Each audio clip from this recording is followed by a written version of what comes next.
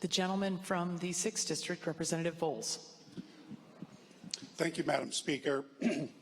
First of all, I would like to thank you personally for coming by Spokane and visiting, and you taking the time to come by and say your kind words to the people in Spokane County Treasurer's Office. So that was much appreciated. So thank you for that. It may not surprise you, but I'm rising in opposition to this bill that is before us today. You know, the 6th District is really quite interesting. We have farms in the south. We have cattle ranchers. We have transportation hub. We have an airport. We have an Air Force base. We have people of a variety of incomes, from the very wealthy to the very poor in the 6th District. We have a number of industries in the 6th. We have manufacturing, we have trucking, we have transportation. And really, Madam Speaker, across the board, I believe all of those industries will be harmed, and all of those individuals will be harmed by this bill and this policy.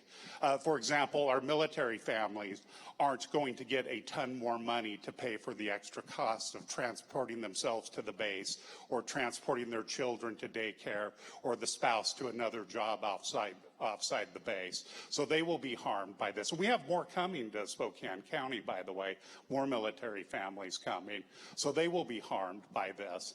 And Madam Speaker, I'm old enough to remember going back years through elementary school, where we were told there was an immediate crisis about the coming ice age.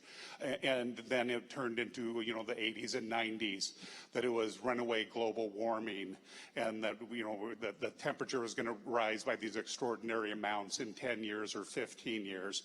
At one time, I think in the early 2000s, we heard that the ice caps were going to disappear within 10 years, 15 years, or some really short time frame. Well, thankfully, none of those have happened. May I read a quick quote? Please proceed. The battle to feed all of humanity is over. In the 1970s, hundreds of millions of people will starve to death in spite of any crash programs embarked upon now. At this late date, nothing can prevent a substantial increase in the world's death rate. That was from a book called The Population Bomb, written in the late 1960s, and it too predicted a very dire outcome for humanity. I'm also old enough to remember, as a young child, choking in traffic because the smog was so bad and the pollution from the cars were so bad. I remember in Spokane learning about air inversion, and we had more air warning days than we had good days for our air quality. I remember places like Love Canal. I remember rivers in the Midwest catching on fire because of industrial pollution and waste. So I'm old enough to remember all of these. And Madam Speaker, I think we need to take some time and take credit for our accomplishments.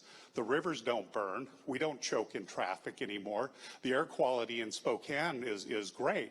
We have made these improvements.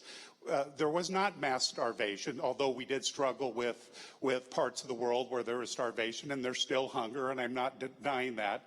But by and large, we solved those problems when we as a country came together. We as a world came together to solve these problems in a bipartisan manner.